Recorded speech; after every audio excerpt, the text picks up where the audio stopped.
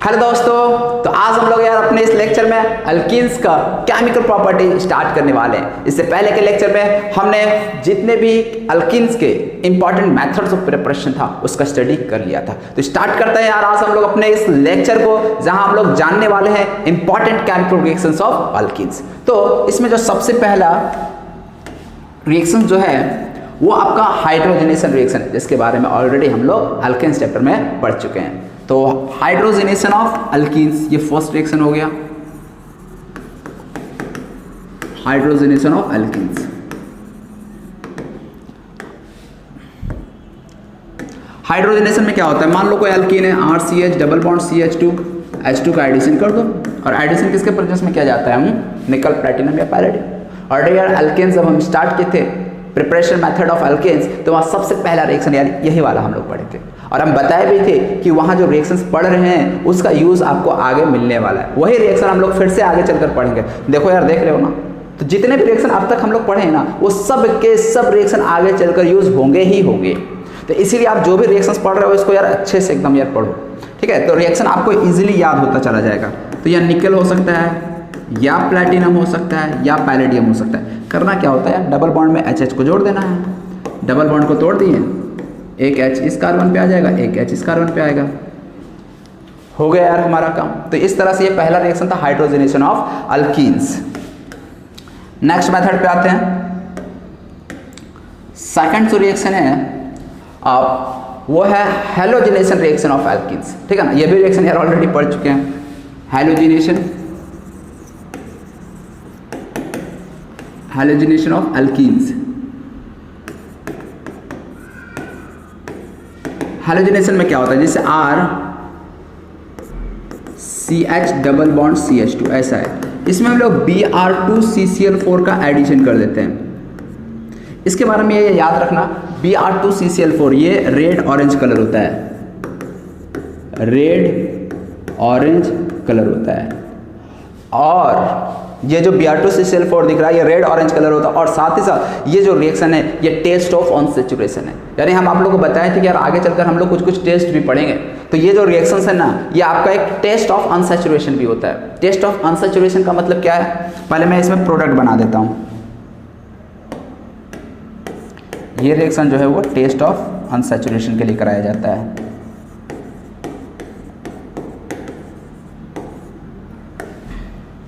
देखो यहाँ पे प्रोडक्ट क्या बनता है, RCH डबल बॉन्ड CH2 था, डबल बॉन्ड के लिए मैंने ब्रेक कर दिया। करना क्या यार, एक Br आपको इस कार्बन पे जोड़ना है, एक Br इस कार्बन पे जोड़ना है। बस ध्यान ये रखना है ना, ये रिएक्शन में जो प्रोडक्ट मिलता है वो एंटी प्रोडक्ट देता है।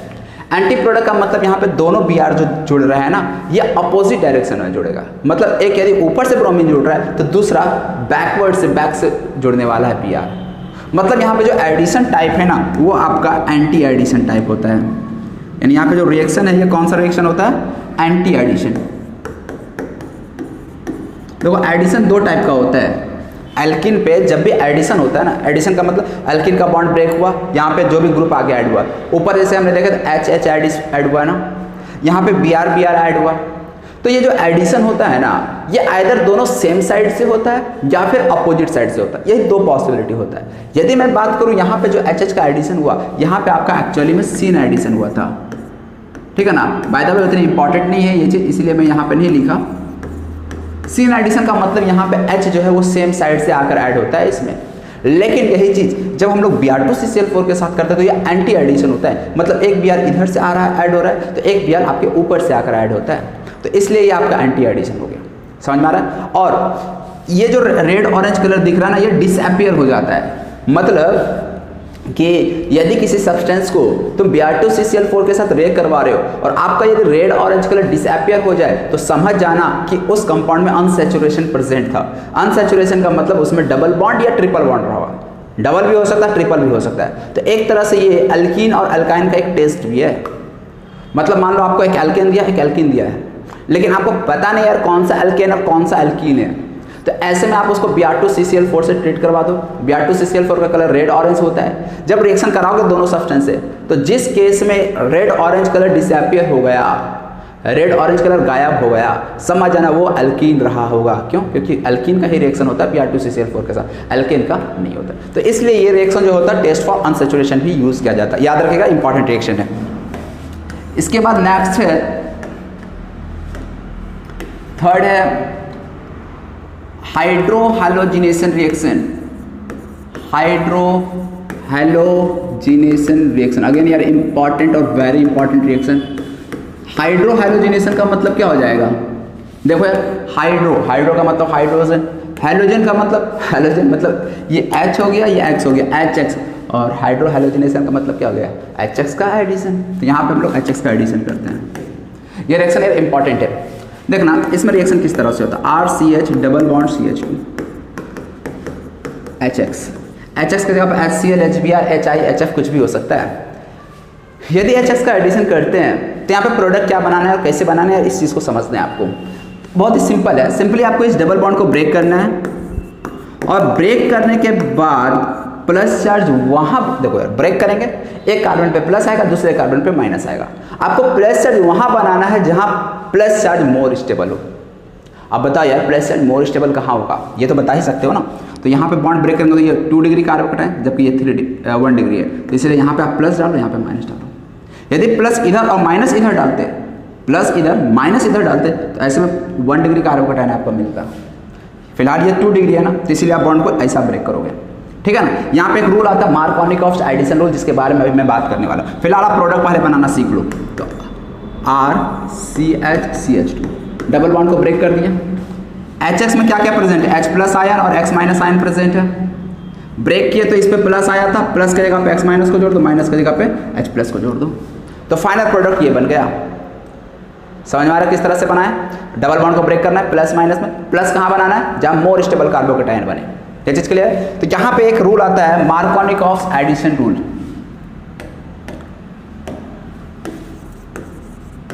यानी जो एडिशन ऑफ HX है ना, वो मार्कोनिकॉफ रूल से अकॉर्डिंग हम लोग प्रोडक्ट बनाते हैं। मार्कोनिकॉफ एडिशन रूल,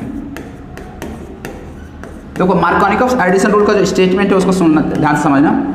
ये क्या कहता है? Negative part of the reagent, negative part of the reagent adds to that carbon, adds to that carbon which has less number of hydrogen and which has less number of hydrogen। मतलब क्या हुआ यार, इसको जरा समझते हैं। HX की जगह पे HCl HBr कुछ भी हो सकता है। मान लो हम HCl लेते हैं इसकी जगह पे, तो H प्लस और Cl माइनस आयन मिलेगा हमें। तो निगेटिव पार्ट कौन सा है रिएजेंट का? तो निगेटिव पार्ट ये है ना। और ये क्या कहता है Markovnikov rule? Negative part of the reagent adds to that carbon which has less number of hydrogen atom. मतलब X माइनस कहाँ जाकर ऐड होगा? जिस कार्बन के पास कम हाइड्रोजन एटम है। तो यहाँ पे एल्कीन का तो ये कार्बन और ये एल्कीन का कार्बन है, तो इसी दोनों में कहीं एक जगह X जाकर ऐड होगा और दूसरी जगह पे H प्लस ऐड होगा। अब बात आता है X माइनस कहाँ ऐड करें? तो जिस कार्बन के पास नंबर ऑफ हाइड्रोजन एटम कम है ना, वहीं आपको X माइनस जोड़ना है। कहाँ कम है बताओ यार? तो यहाँ पे देख सकते हो, यहाँ इस कार्बन पे 1 हाइड्रोजन, इस कार्बन पे 2 hydrogen, laser number of hydrogen atom यहाँ प्रेजेंट है ना। तो इसीलिए आपको X माइनस को इस कार्बन पे जोड़ना है, जो कि मैंने यहाँ पे किया था। तो मैं जो तुम लोगों को बताया था वो कार्बोकेटायन की स्टेबिलिटी के अकॉर्डिंग प्रोडक्ट बनाना बताया कि यार आप प्लस चार्ज वहाँ बनाओ जहाँ मोर स्टेबल कार्बोकेटायन बने। मार्कोनिकॉफ रूल स्टेटमेंट दे दिया, ठीक है ना। बाय द वे जब भी आपको प्रोडक्ट बनाना हो ना, तो आप यार स्टेबिलिटी ऑफ कार्बोकेटायन के ही अकॉर्डिंग ही प्रोडक्ट बनाना। इससे क्या है, कहीं भी डिफिकल्टी नहीं आएगा और जो भी प्रोडक्ट बनेगा वो सही बनेगा। मार्कोनिकॉफ रूल हो सकता है कहीं कहीं फेल कर जाता है, तो इसीलिए बस आप ये स्टेटमेंट याद रखना, हो सकता है मैं भी काम आ जाए कहीं, ठीक है ना। याद रखिएगा, मैं समझा भी दिया मार्कोनिकॉफ एडिशन कहता क्या। इसको एक दो एग्जांपल से समझते हैं। CH3 CH3 double bond CH2 CH3। यहाँ पे हम HCl का एडिशन कर रहे हैं। प्रोडक्ट क्या बनेगा? क्या बनना चाहिए प्रोडक्ट? जरा सोचो और बताओ। तो HCl में H प्लस और Cl माइनस आयन प्रेजेंट है। आपको प्लस चार्ज वहाँ बनाना है जहाँ मोर स्टेबल कार्बोकेटायन बने। बॉन्ड को ब्रेक करो, प्लस इधर माइनस इधर। क्यों? समझ में आ रहा है ना? क्योंकि प्लस यहाँ पे बनेगा तो 3 डिग्री कार्बोकेटायन बनेगा। यदि प्लस चार्ज इधर आता तो ये 2 डिग्री ही होता, इसीलिए हमें बॉन्ड को तोड़कर प्लस इधर माइनस इधर। और उसके बाद यार H प्लस और Cl माइनस को कहाँ जोड़ना नहीं जोड़ना ये तो यार तुम समझ ही रहे हो। कहाँ जोड़ देंगे? CH3 CH3 CH2 CH3। यहाँ पे CH2 नहीं आएगा, यहाँ CH ही आएगा, ठीक है ना। तो यहाँ पे ये CH2 बच जाएगा और यहाँ पे आपका Cl आकर जुड़ जाएगा। ये यार आपका फाइनल प्रोडक्ट हो जाएगा।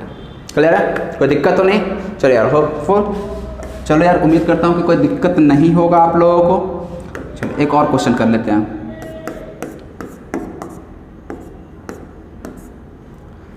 ऐसा HBr का एडिशन करना है इस एल्कीन में। देखो एल्कीन में HX का एडिशन मार्कोनिकॉफ रूल। प्रोडक्ट कैसे बनाना है? बॉन्ड को तोड़ना है, plus charge more stable carbocation और माइनस चार्ज दूसरे कार्बन पे, उसके बाद प्लस माइनस को जोड़ देना, दैट्स इट, खत्म कहानी। यहाँ पे बताओ यार प्रोडक्ट क्या बनेगा? तो अगेन यार HBr में H प्लस और Br माइनस प्रेजेंट है। करना क्या है? यहाँ से बॉन्ड को ब्रेक करो। प्लस कहाँ आएगा? ऊपर आएगा कि नीचे आएगा? तो यार ऊपर आएगा। क्यों? अगेन 3 डिग्री कार्बोकेटायन, नीचे बनाते तो 2 डिग्री कार्बोकेटायन ही होता। तो इसीलिए हम लोग यहाँ पे Br को जोड़ देंगे, यहाँ पे कुछ नहीं तो CH3 है, ठीक है। और यहाँ पे H को जोड़ देंगे। H लिखो ना लिखो यार बात बराबर है।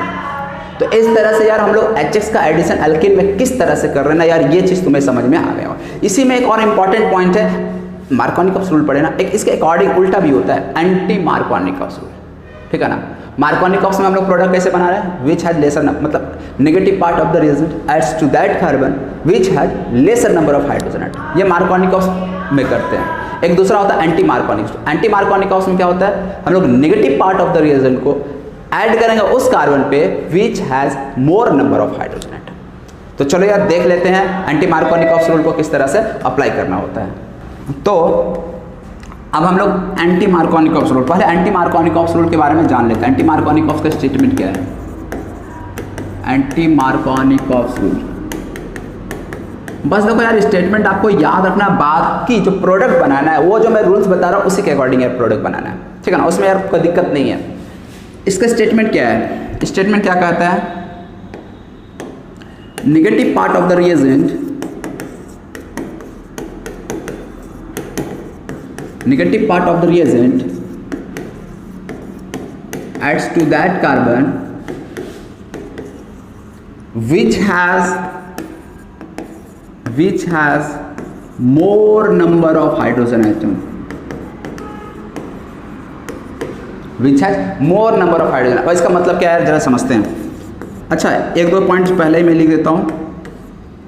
एंटी मार्कोनिकॉफ रूल, AMR यार समझ जाना यार, AMR का मतलब anti Markovnikov rule. This rule is followed in the presence of peroxide.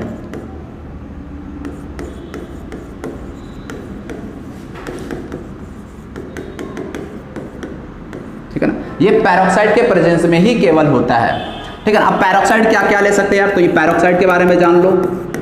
तो एक तो यार सबसे कॉमन जो है वो आपका H2O2 है जिसका नाम होता है हाइड्रोजन पैरोक्साइड। इसके अलावा CH3CO3 ये एसिटिक पैरोक्साइड है, ठीक है ना। तो यहाँ पे CH3CO3H, CO3H का स्ट्रक्चर देखना यार, SCOOH। देखो पैरोक्साइड बॉन्ड दिख गया ना, अरे यार ज़्यादा ही H कर दिए। देखो ये O लिंकेज आ गया, जहां भी O लिंकेज हो मतलब वो पैरोक्साइड बॉन्ड है, तो इसका नाम हो गया एसिटिक पैरोक्सी एसिड। इसी की जगह पे हो सकता है C6H5CO3, H भी हो जाएगा। इसका स्ट्रक्चर कैसा हो जाएगा? C6H5 का मतलब समझ रहे हो ना यार, बेंजीन रिंग। और यहाँ COOH, अगेन देखो O लिंकेज आ गया, तो इसको बेंजोइक पैरोक्सी एसिड कहा जाता है। तो ये सब यदि कहीं भी पैरोक्साइड दिख जाए विथ HBr तो आप समझ जाना वहाँ एंटी मार्कोनिकॉफ लगाना है, ठीक है ना। Anti Markovnikov rule is followed in the presence of peroxide, हाँ ठीक है ना। और एक पॉइंट इसमें आप ऐड कर लो, दिस रिएक्शंस occurs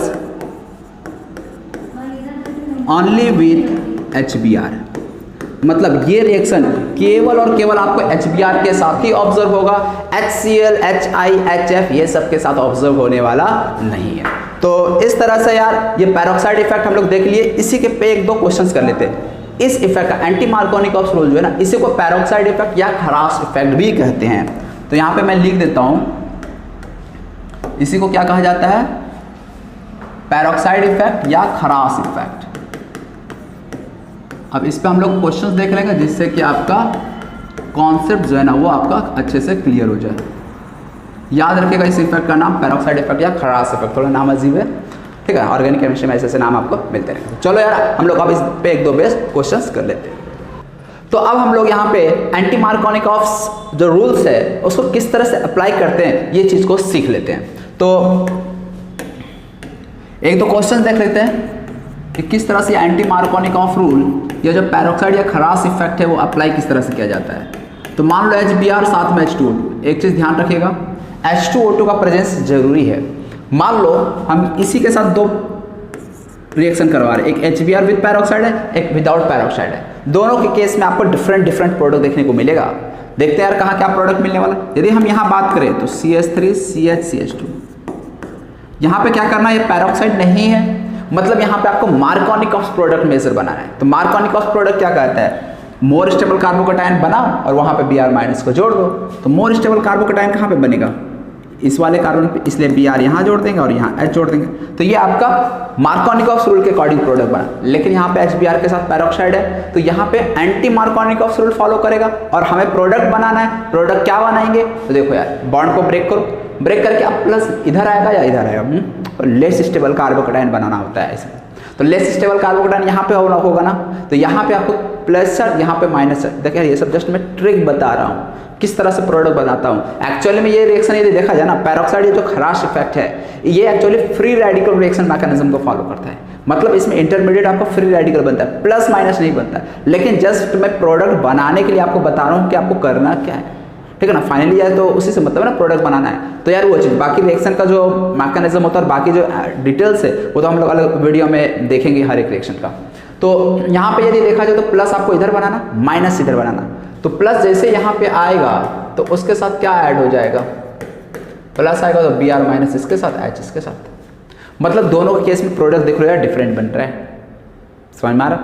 चलो यही चीज़ यदि मान लो CH3 CH double bond CH2 और HCl विथ पैरोक्साइड ले लिया गया। पैरोक्साइड में देख लो यार कुछ भी लिया जा सकता है, ठीक है ना, H2O2 या C6H5CO3H या CH3CO3H, कोई भी पैरोक्साइड लिया जाता है। O लिंकेज यदि कहीं है वो पैरोक्साइड हो जाता है। तो यहाँ पे यदि प्रोडक्ट बनाया जाए तो क्या बनेगा प्रोडक्ट यहाँ पे, तो देखो क्या ये पैरोक्साइड इफेक्ट या खराश इफेक्ट फॉलो करेगा, क्या यहाँ एंटी मार्कोनिकॉफ रूल फॉलो होगा या मार्कोनिकॉफ रूल के अकॉर्डिंग यहाँ प्रोडक्ट बनने वाला है। तो यहाँ पे आपका मार्कोनिकॉफ रूल के अकॉर्डिंग ही प्रोडक्ट बनेगा। क्यों, क्योंकि यहाँ पे जो आपको दिख रहा है, ठीक है ना, HCl H2O2 ये एंटी मार्कोनिकॉफ रूल फॉलो नहीं करता है। केवल HBr के साथ ही एंटी मार्कोनिकॉफ लगता है, पैरोक्साइड इफेक्ट लगता है, बाकी HCl HI ये सब के साथ नहीं लगता है। तो इसीलिए यहाँ पे आपको मार्कोनिकॉफ रूल के अकॉर्डिंग ही प्रोडक्ट बनाना है। और प्रोडक्ट क्या बन जाएगा, यहाँ पे Cl आ जाएगा और यहाँ पे आ जाएगा। यदि मान लो यहाँ पे ओनली HCl होता तो भी यार मार्कोनिकॉफ रूल के अकॉर्डिंग ही प्रोडक्ट बनाना होता है। मतलब इस केस में भी मार्कोनिकॉफ रूल ही लगेगा और इधर भी आपका मार्कोनिकॉफ रूल ही लगेगा। मतलब HCl के साथ आपका ऑलवेज मार्कोनिकॉफ रूल ही काम करेगा। एंटी मार्कोनिकॉफ जो है वो ओनली विथ HBr लगता है, ठीक है ना। तुम पैरोक्साइड लो ना लो सेम प्रोडक्ट बनने वाला है। तो यार ये पैरोक्साइड इफेक्ट क्लियर है। तो होप कि यार आपको ये चीज़ अच्छे से समझ में आ गया होगा। आ गया ना यार, हाँ नहीं आया तो बताना है या फिर वीडियो को फिर से देख लेना यार, समझ आ जाएगा। नेक्स्ट जो रिएक्शन है वेरी इंपॉर्टेंट रिएक्शन, ये भी यार रिएक्शन बहुत ही इंपॉर्टेंट था, वेरी इंपॉर्टेंट रिएक्शन था। एल्कीन का रिएक्शन विद HBr। ये सब रिएक्शन ऐसे है ना, हर रिएक्शन में ये सब यूज आ जाता है। हर रिएक्शन में आपको यूज देखने को मिल जाएगा जब कन्वर्जन हम लोग करेंगे तब, ठीक है। तो फिलहाल हम लोग नेक्स्ट जो इंपॉर्टेंट रिएक्शन है ozonolysis reaction, very important reaction है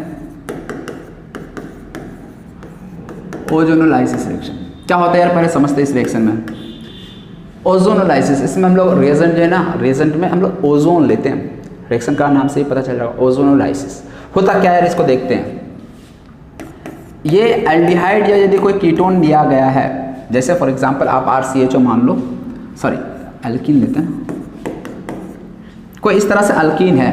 इस एल्कीन को पहले तो हम लोग O3 के साथ ट्रीट करवाते हैं और ये जब एल्कीन के साथ रिएक्ट करता है ओजोन, तो ये देखो यार क्या बना देता है, ये कुछ इस तरह का प्रोडक्ट बना देता है।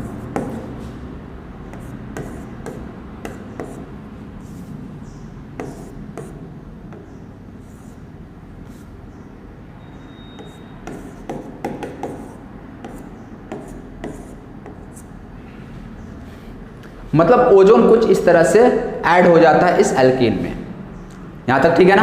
ये जस्ट कैसे बन रहा नहीं बन रहा इससे फिलहाल आपको कोई मतलब नहीं, और इस रिएक्शन का मैकेनिज्म भी जरूरी नहीं है, बस इस रिएक्शन का प्रोडक्ट जो है ना वो इंपॉर्टेंट है आपके लिए। तो ये एक बीच में इंटरमीडिएट प्रोडक्ट बनता है जिसको हम लोग कहते हैं ओजोनाइड, यानी कि ओजोनाइड फॉर्मेशन कर दिया। अब ओजोनाइड फॉर्मेशन में देखो किस तरह से इस और इस कार्बन का जो एल्कीन है ना इसके बीच में ओजोन आ गया, देख लो यार, एक साइक्लोपेंटेन रिंग बना दिया यार, इस तरह से ये कंबाइन किया ओजोन। और अब लास्ट में हम लोग सेकंड स्टेप में Zn और H2O डालते इसमें। यदि जिंक नहीं होता, केवल H2O लेते तो प्रोडक्ट अलग मिलता, यदि हम साथ में जिंक और H2O लिए हुए तो प्रोडक्ट हमें कुछ और मिलने वाला। देखो फाइनल प्रोडक्ट मिलता क्या है, फाइनल प्रोडक्ट हमें क्या मिलता है, इस बॉन्ड को इधर से इस बॉन्ड को इधर से ब्रेक कर देते हैं, तो ये RCH डबल बॉन्ड हो और प्लस उधर से भी RCH डबल बॉन्ड हो मिलता है। मतलब ये CH बॉन्ड ब्रेक होगा, यहाँ डबल बॉन्ड, इधर से भी ब्रेक होगा, यहाँ पे डबल बॉन्ड आ जाएगा। मतलब RCH डबल बॉन्ड हो, RCH डबल बॉन्ड हो, कौन सा फंक्शनल ग्रुप आ गया, एल्डिहाइड आ गया।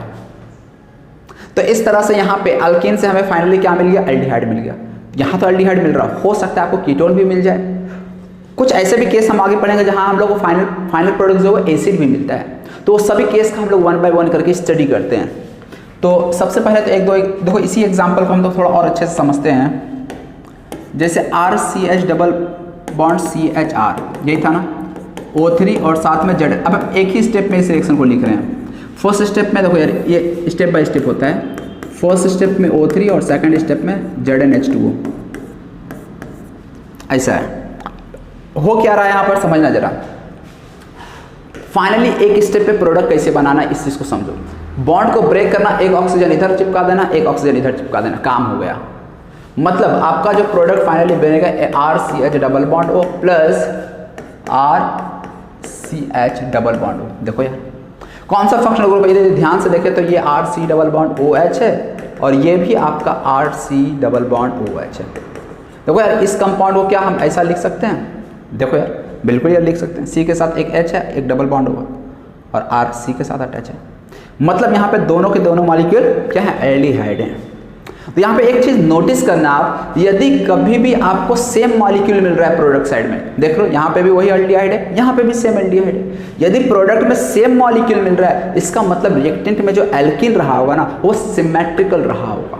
सिमेट्रिकल इन द सेंस इस डबल बॉन्ड के जो लेफ्ट साइड में है और इस डबल बॉन्ड के राइट पार्ट में जो पार्ट है वो पूरा का पूरा सेम होगा आपका, ठीक है ना। तो इस तरह से यहाँ पे आपका एल्कीन से फाइनल प्रोडक्ट क्या बन गया, एल्डिहाइड बन गया। और भी इस पे एग्जांपल देखते हैं कि ये एल्डिहाइड तो बना ही रहा है, साथ ही साथ इसमें आपका कीटोन भी बन सकता है। कैसे यार देखते हैं। जैसे मान लो CH3 CCH3 double bond CCH3 और यहाँ पे हम CH3 लेते हैं। यदि यहाँ पे फर्स्ट स्टेप में O3 और सेकंड स्टेप में ZnH2O, ठीक है ना, ये यूज़ करें तो फाइनल प्रोडक्ट क्या बन जाएगा। तो देखो अगेन यार तरीका वही होगा आपका बॉन्ड को बनाने, मतलब प्रोडक्ट बनाने का। डबल बॉन्ड को काट देना है, एक ओ इधर चिपका देना है, बस काम खत्म।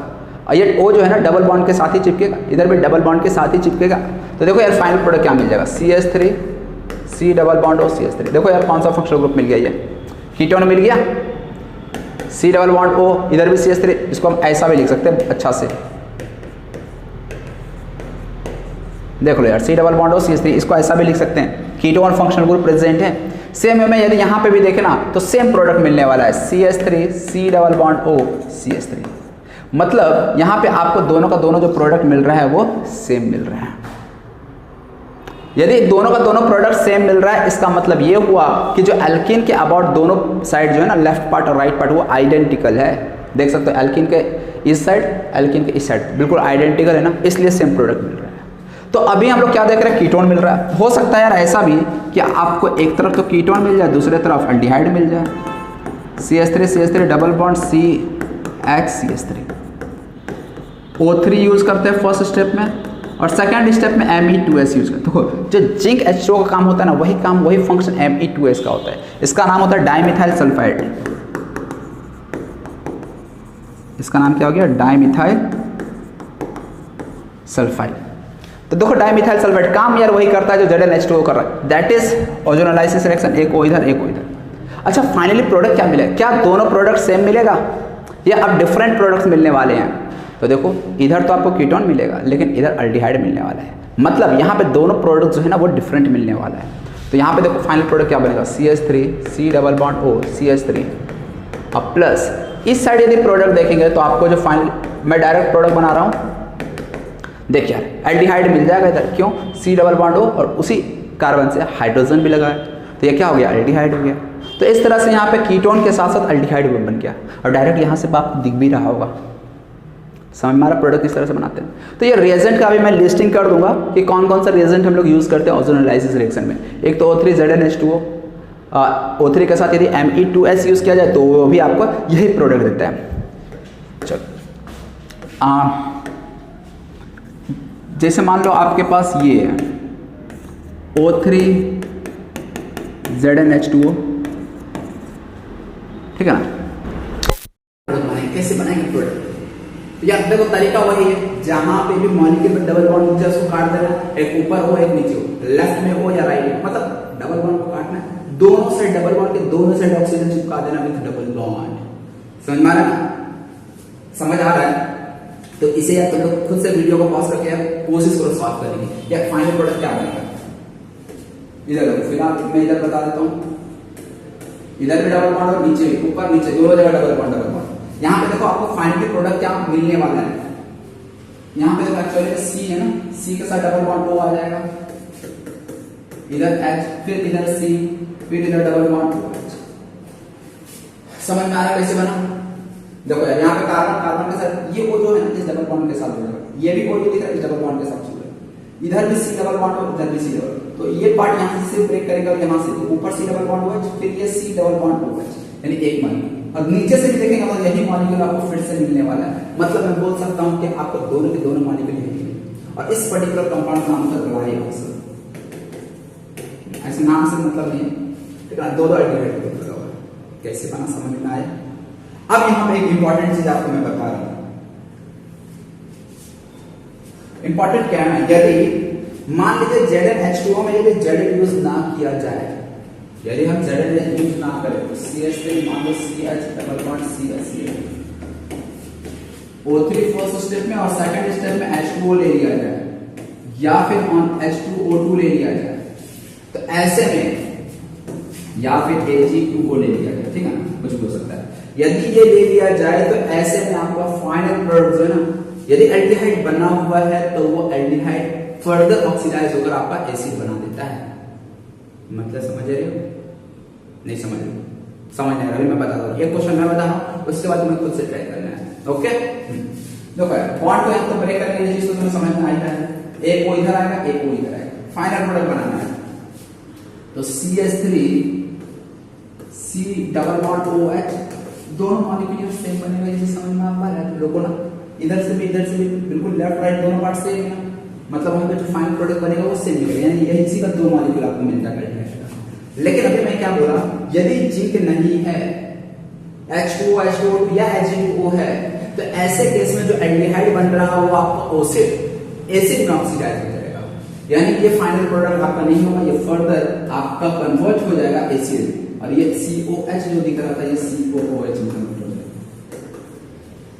Number of carbon atom same रहना चाहिए, इधर दो कार्बन इधर एक, दो मॉलिक्यूल इसका तो इसका भी दो मॉलिक्यूल बन जाएगा। समझ में आया?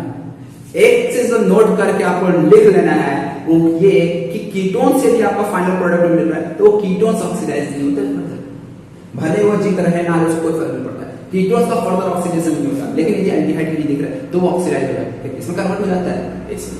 ऑक्सीडेशन का यार सीरीज याद रखना, अल्कोहल यदि रहा तो अल्कोहल ऑक्सीडाइज होकर एल्डिहाइड का कीटोन बना देगा, और ये एल्डिहाइड का कीटोन जो होता है वो आपका एसिड बना देगा, जिसमें से केवल एल्डिहाइड ऑक्सीडाइज होता है, कीटोन का ऑक्सीडेशन नहीं होता है। लिख देता हूं, ketone ketones do not undergo oxidation. देखो होता भी है तो बहुत ड्रास्टिक कंडीशन पे होता है, उस कंडीशन की हम बात नहीं करेंगे। नॉर्मल कंडीशन पे कीटोन का ऑक्सीडेशन नहीं होता रूम टेम्परेचर पे, लेकिन एल्डिहाइड का रूम टेम्परेचर या नॉर्मल कंडीशन भी ऑक्सीडेशन हो जाता है और एल्डिहाइड कन्वर्ट हो जाता है इससे।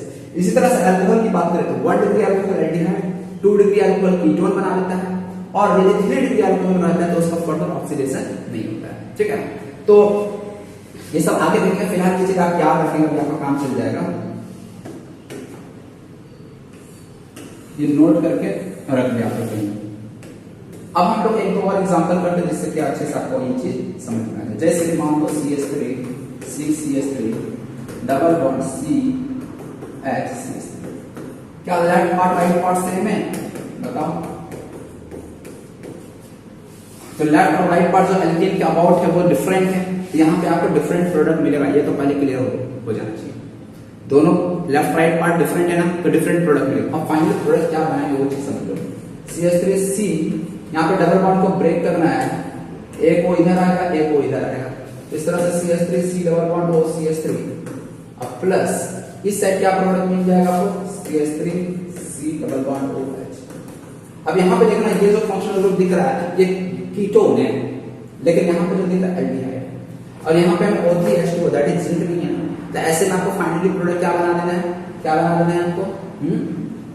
एल्डिहाइड को एसिड में कन्वर्ट कर देना है। मतलब जो एल्डिहाइड बन रहा है ना, ये आपका कन्वर्ट हो जाएगा CH3, 2 कार्बन वाला एल्डिहाइड 2 कार्बन वाला एसिड, दैट इज CH3। यानी फाइनली आपका ये बनेगा और ये बनेगा, ये प्रोडक्ट फाइनली आपको ऑप्शन मिलने वाला नहीं है। यहाँ पे भी 2 डिफरेंट प्रोडक्ट्स मिलेगा। तो अब उम्मीद है कि आप लोगों को यार जो कॉन्सेप्ट है ना क्लियर हो गया होगा। तो अब मैं लिस्टिंग ऑफ रिएजेंट कर देता हूं कि मतलब कौन सा रिएजेंट के केस में आपको एसिड बनाना है और किस रिएजेंट में नहीं बनाना है। ठीक है, तो ओजोनोलाइसिस सेक्शन की हम बात करें। ओजोनोलाइसिस रिएक्शन 2 टाइप का हो गया,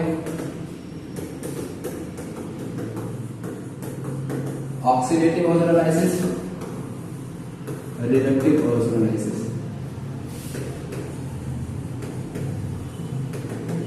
ये रिडक्टिव ओजोनोलाइसिस। ऑक्सीडेटिव में क्या क्या यूज कर सकते हैं? आपका जिंक H2O यूज किया जाए, सॉरी ऑक्सीडेटिव में जिंक नहीं होता है, ओनली H2O हो सकता है, H2O2 हो सकता है, या फिर इसके जगह पे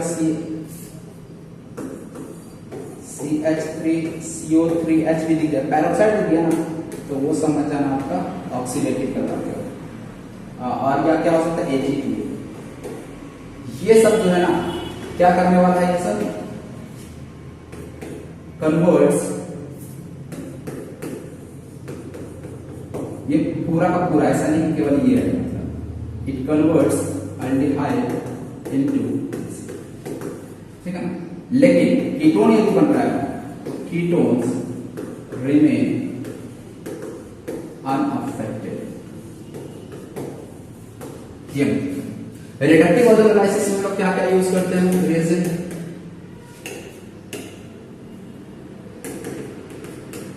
रिडक्टिव में तो ZnH2 हो सकता है, तो O3 तो यार हर जगह यूज होगा। फर्स्ट स्टेप में O3 यूज करते हैं, सेकंड स्टेप में हम लोग क्या यूज करें वो डिपेंड करेगा आपके कि ऑक्सीडेटिव ओजोनोलाइसिस बनेगा या रिडक्टिव ओजोनोलाइसिस होगा। ठीक है, एक तो ZnH2 हो गया, या डाइमिथाइल सल्फाइड भी यूज हो रहा है तो भी आप रिडक्टिव ओजोनोलाइसिस करा दो। रिडक्टिव ओजोनोलाइसिस में क्या एल्डिहाइड्स आर फॉर्म, या फिर PH3P ट्राइफेनॉल फॉस्फेट इसका नाम होता है। ठीक है ना, PH का मतलब बेंजीन, फॉस्फोरस के साथ 3 बेंजीन रिंग लगा रहेगा, ये आपका एल्डिहाइड्स बना देगा। अब कीटोन्स बना सकती है, ठीक है ना, aldehydes and ketones are form.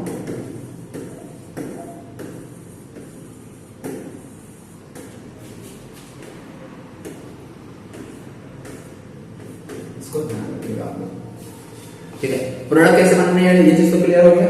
अब देखो बहुत बार क्वेश्चन क्या होता है ना, जस्ट ऑपोजिट पूछ दिया जाता है, यानी यहाँ पे आपको जैसे C6H12 दे दिया गया है, आपसे O3 और ZnH2 और आपको फाइनल प्रोडक्ट बना के दे दिया ये।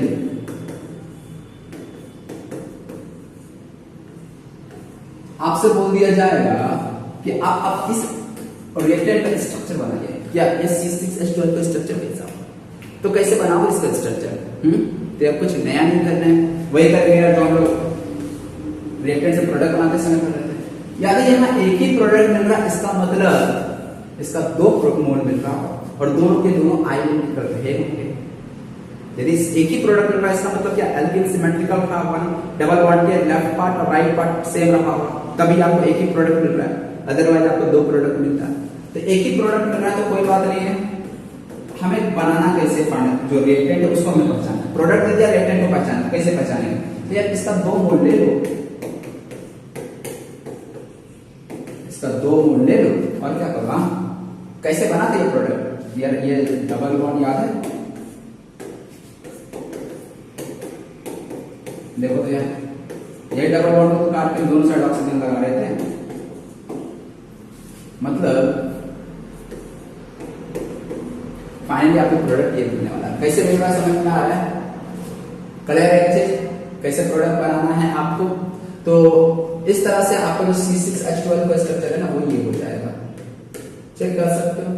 3 6 3 9 3 12 हाइड्रोजन, कार्बन 3 3 6, C6H12 का ये स्ट्रक्चर होगा। तो इस तरह से यार ये अपना ओजोन बेसिस रिएक्शन था, बहुत ही इंपॉर्टेंट रिएक्शन है, याद रखिएगा, बहुत बार आगे चलकर भी यूज आएगा। ठीक है, तो ये हो गया अपना ozone basis reaction. Next reaction पे हम लोग चलते हैं, आप लोग कुछ नोट करना होता है नोट कर लो, स्क्रीनशॉट लेना तो स्क्रीनशॉट ले लो। तो नेक्स्ट हम लोग चलते हैं, नेक्स्ट जो रिएक्शन है वो अपना है अल्कीन से किस तरह से हम लोग डाईऑल बनाते हैं। ठीक है ना, इंपॉर्टेंट रिएक्शन है, रिएक्शन से ज़्यादा इंपॉर्टेंट की एक टेस्ट है।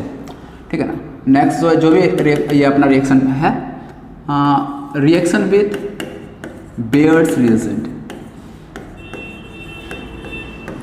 Baeyer's reagent. बेयर्स रिएजेंट क्या होता है ये जान लो। बेयर्स रिएजेंट, बेयर्स रिएजेंट क्या होता है, तो ये कोल्ड एंड डाइल्यूट KMnO4 होता है। कोल्ड होना जरूरी है और साथ ही साथ डाइल्यूट KMnO4 होता है, इसी को हम लोग कहते हैं बेयर्स रिएजेंट। और इसका कलर जो होता है ये पिंक कलर होता है।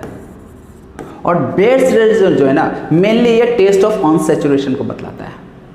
क्या होता है Baeyer's reagent, test of unsaturation. तो Baeyer's reagent gives test for unsaturation, या फिर ऐसा मैं बोलता हूं,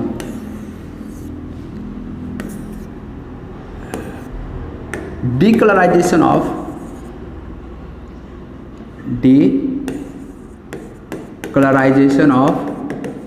बेयर्स रिएजेंट। बेयर्स रिएजेंट का कलर क्या है, पिंक है ना। तो यदि ये पिंक कलर डीकलराइज हो जाता है, ठीक है ना, फेड कर जाता है, इसका मतलब समझ जाना जो रिएक्टेंट लिया गया था उस रिएक्टेंट में अनसैचुरेशन प्रेजेंट था, मतलब वहाँ एल्कीन प्रेजेंट था।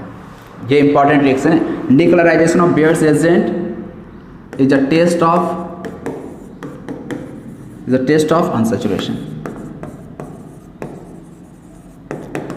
चलो यार इसका रिएक्शन किस तरह से हो रहा है इस चीज को समझ लेते हैं। मान लो RCH डबल बॉन्ड CH2 है और यहाँ पे हम लोग बेयर्स रिएजेंट लिए हुए, that is cold and dilute. देखिए यार कोल्ड भी इंपॉर्टेंट और डाइल्यूट KMnO4 लेते हैं। अभी हम लोग KMnO4 का एक और रिएक्शन देखने वाले हैं, वो रिएक्शन थोड़ा डिफरेंट हो जाता है। कोल्ड एंड डाइल्यूट KMnO4 तो प्रोडक्ट के क्या बनाता है ना, इसमें 2 OH ग्रुप ऐड हो जाता है। क्या होता है, 2 OH ग्रुप ऐड हो जाता है। यहाँ पे एक OH आ जाएगा और एक OH। इस 2 OH ग्रुप जो 1-2 पोजीशन पे ऐड हो रहा है, 1-2 का मतलब अगल बगल वाले पोजीशन पे ऐड हो रहा है, इस प्रोसेस को हाइड्रोक्सिलेशन प्रोसेस कहा जाता है। इस प्रोसेस को क्या कहते हैं, हाइड्रोक्सिलेशन। और इस प्रोडक्ट को ग्लाइकोल कहा जाता है, यानी ग्लाइकोल फॉर्मेशन कर देता है एल्कीन विद बेयर्स रिएजेंट। और ये तो आपका पिंक कलर था, यहाँ पे जब प्रोडक्ट बनाएगा ये तो ये पिंक कलर फेड कर जाएगा, डिसअपीयर हो जाएगा। तो आप समझ जाना कि जो रिएक्टेंट लिया गया था उस रिएक्टेंट में आपका डबल बॉन्ड या अनसैचुरेशन प्रेजेंट था। तो एक बेयर्स रिएजेंट जो है टेस्ट ऑफ अनसैचुरेशन हो गया। इससे पहले भी एक हम लोग टेस्ट ऑफ अनसैचुरेशन किए थे, रिएजेंट का नाम क्या था, Br2CCl4, that is red orange colour. तो Br2CCl4 का रेड ऑरेंज कलर होता है, उसमें आपका Br ऐड हो जाता है, याद है ना। तो यार रिएक्शन को रिवाइज करते रहना तुम लोग। तो ये तो हो गया यार आपका बेयर्स रिएजेंट का रिएक्शन। नेक्स्ट रिएक्शन जो है एसिडिक KMnO4 या फिर एसिडिक K2Cr2O7, पोटेशियम डाइक्रोमेट और ये पोटेशियम परमेट। एसिडिक KMnO4 ले लो या K2Cr2O7 ले लो। इसका जो रिएक्शन होता है ना, ये बिल्कुल ओजोनोलाइसिस टाइप का होता है। मतलब जो प्रोडक्ट आपको बनाना होता है ना, बिल्कुल जो ओजोनोलाइसिस काम रिएक्शन में काम करते थे ना, वही चीज़ यहाँ पे भी करना है। मतलब it gives product similar to oxidative ozonolysis. Oxidative ozonolysis मतलब क्या हुआ? ऑक्सीडेटिव ओजोनोलाइसिस मतलब याद है, यदि एल्डिहाइड बना तो उसको एसिड में कन्वर्ट कर देना, और यदि कीटोन बन रहा तो उसे एज इट इज छोड़ देना। तो यार बस इसमें यही करना और कुछ नया नहीं है। ये RCH डबल बॉन्ड मान लो CH2 है और इसमें आप KMnO4H+ लिए हुए हो या फिर K2Cr2O7। देखो दोनों के दोनों बहुत ही स्ट्रॉन्ग ऑक्सीडाइजिंग एजेंट होते हैं, KMnO4 और K2Cr2O7। Alcohol chapter, aldehyde chapter में ये रिएजेंट हम लोग खूब पढ़ने वाले हैं, तो इसलिए अभी से जान लो KMnO4 K2Cr2O7 एक स्ट्रॉन्ग ऑक्सीडाइजिंग एजेंट है। मतलब एल्कोहल भी यदि दिख गया ना इसको तो ये एसिड में कन्वर्ट कर देता है, एल्डिहाइड भी दिख गया तो एसिड में कन्वर्ट कर देता है। तो देखो होता क्या है यार, जैसे बिल्कुल हम ओजोनोलाइसिस में काम किए तो वही काम यहाँ पे भी करना है। दोनों साइड यार R, देखो वहाँ बनना चाहिए था RC डबल बॉन्ड OH और इधर क्या बनना चाहिए था CH2OH है ना, ये चीज़ है बनना चाहिए। अच्छा ये RCOH एल्डिहाइड है, ये एल्डिहाइड आपका कन्वर्ट किस में हो जाएगा फाइनली RCOH में। अच्छा एक चीज़ जो ओजोनोलाइसिस रिएक्शन में नहीं बताया था ना, वो ये कि यदि कहीं फॉर्मल्डिहाइड बने तो फॉर्मल्डिहाइड पहले किस में जाएगा HCOH में जाएगा, क्योंकि एल्डिहाइड है ना ये भी तो यार ऑक्सीडाइज होकर HCOH में जाएगा। लेकिन ये जो बन रहा है पहले ये HCOH बनाएगा, लेकिन ये HCOH फर्दर H2O और CO2 में ब्रेक कर जाता है। यानी जो आपको फाइनल प्रोडक्ट यहाँ पे मिलने वाला है ना, आपको ये मिलने वाला RCOH plus H2O plus CO2, ये आपको फाइनल प्रोडक्ट इस रिएक्शन में मिलने वाला है। ठीक है ना। ओजोनोलाइसिस में मैं इस रिएक्शन के बारे में नहीं बताया था कि यदि फॉर्मल्डिहाइड बने तो वो आपका फॉर्मल्डिहाइड पे ही नहीं रुकता, या फॉर्मल्डिहाइड से फॉर्मिक एसिड बना के नहीं रुकता है, वो फर्दर फॉर्मिक एसिड यदि बन रहा है तो वो H2O और CO2 फाइनली बना देता है ऑक्सीडेटिव ओजोनोलाइसिस में। तो वहाँ पे ये रिएक्शन नहीं करवाए थे, चलो कोई बात नहीं, यहाँ पे हो गया ये चीज़ कवर। हाँ तो एक और रिएक्शन देख लो यार, मान लो आपके पास CH3 CCH3 C double bond CHCH3 ऐसा है। अगेन यार वही KMnO4H+ या फिर कोई भी आप ले सकते हो। क्या बनेगा finally product, you have to answer this. तो यहाँ पे अगेन बॉन्ड को ब्रेक करेंगे, एक O इधर चिपका दो। लेफ्ट साइड में यदि ध्यान से देखोगे तो आपको क्या मिल रहा है, कीटोन मिल रहा है। तो क्या कीटोन एसिड में जाएगा? नहीं, कीटोन तो अनचेंज रहने वाला है। लेकिन लेफ्ट में आपको क्या मिलने वाला, सॉरी राइट में क्या प्रोडक्ट मिलेगा, CH3COH, लेकिन ये एल्डिहाइड है तो ये कन्वर्ट हो जाएगा, किस में कन्वर्ट हो जाएगा, मतलब finally you will get this to product. ठीक है ना, this will only be found as a by product, मतलब इंटरमीडिएट प्रोडक्ट CH3COH। ये फाइनल प्रोडक्ट आपका नहीं होगा, ये बनेगा लेकिन ये कन्वर्ट हो जाएगा फाइनली एसिड में। तो इस तरह से यार अल्कलाइन KMnO4 या K2Cr2O7 के साथ अल्कीन का ये रिएक्शन पार्ट हो गया। ओके चलो यार नेक्स्ट रिएक्शन पे चलते हैं, और नेक्स्ट जो रिएक्शन है वो बहुत ही ज़्यादा इंपॉर्टेंट रिएक्शन है। ठीक है ना, ये सब इंपॉर्टेंट है लेकिन उतना ज़्यादा इंपॉर्टेंट नहीं है। लेकिन जो हम लोग अगले रिएक्शन पढ़ने वाले हैं ना, वो ऐसे रिएक्शन जो आपका आगे के हर एक चैप्टर में हर जगह यूज होगा। तो रिएक्शन क्या है, hydration of alkene.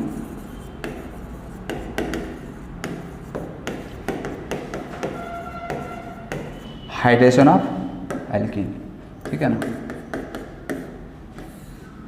Hydration of alkene, hydration का मतलब क्या होता है, हाइड्रेशन का मतलब क्या होता है, एडिशन ऑफ H2O, यही होता है ना हाइड्रेशन का मतलब, एडिशन ऑफ H2O।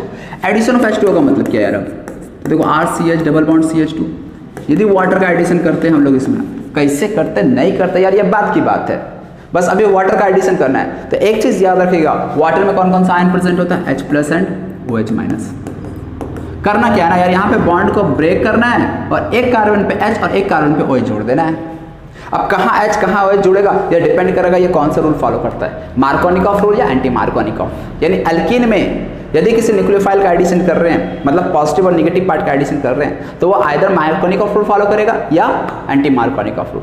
तो कौन क्या फॉलो करता है हम लोग जानते हैं, क्योंकि इसके अंदर भी हम लोग को 3 डिफरेंट मेथड पढ़ना है। तो फिलहाल आपको देखो फाइनली प्रोडक्ट क्या बनाना वो समझ लो। एक OH यहाँ जोड़ देंगे, एक H यहाँ जोड़ देंगे, ठीक है ना। यदि मार्कोनिकॉफ रूल फॉलो किया तो आपका plus charge more stable carbon के ऊपर आएगा, दैट इज यहाँ पे प्लस आएगा, यहाँ पे माइनस, प्लस पे OH जोड़ देंगे, माइनस पे H जोड़ देंगे, यानी वाटर में H और OH का एडिशन करना है आपको, और इस तरह से finally you will get this product. Clear है यहाँ तक। अब ये हाइड्रेशन में H2 का एडिशन तो करते हैं, लेकिन H2 का एडिशन कहाँ मतलब किस कैटलिस्ट के प्रेजेंस में करते हैं, ये ज़्यादा इंपॉर्टेंट है, ठीक। तो हाइड्रेशन ऑफ एल्किन्स जो पढ़ रहे हैं ना, इसके 3 डिफरेंट मेथड्स हैं। 3 डिफरेंट मेथड्स है। कौन कौन से मेथड्स, ये चीज़ हम लोग को देखना है। पहला जो है एसिड कैटालाइज्ड हाइड्रेशन,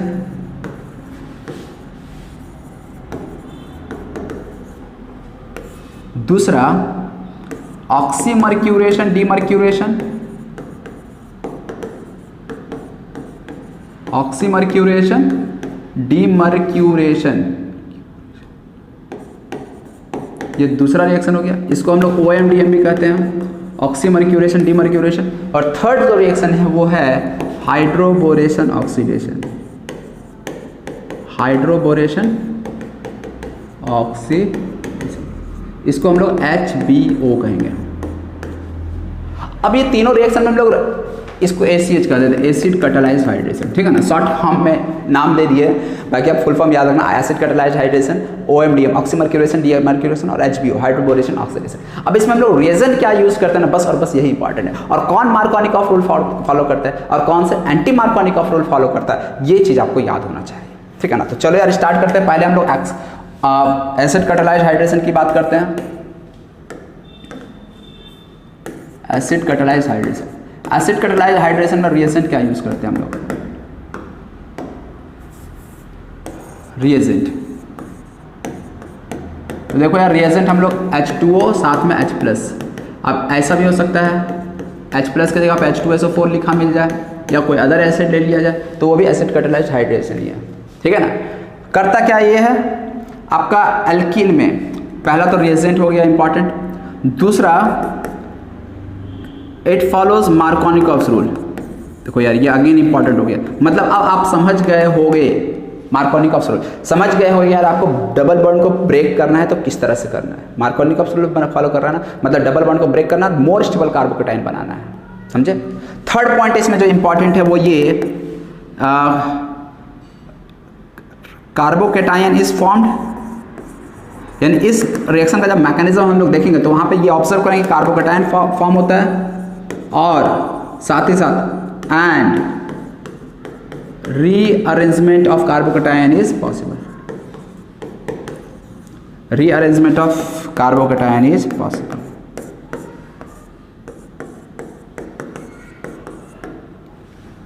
यहां पे क्या हो रहा है, रीअरेंजमेंट ऑफ कार्बोकेटाइन हो रहा है, समझ लो। तो ये 3 पॉइंट, अब इसको थोड़ा सा हम लोग एग्जाम्पल के हेल्प से अच्छे से समझ लेते हैं। जैसे यार सबसे पहला तो एक एग्जाम्पल एकदम सिंपल सा लेते हैं, CH3CH डबल बॉन्ड CH2, ये है H2O और H+,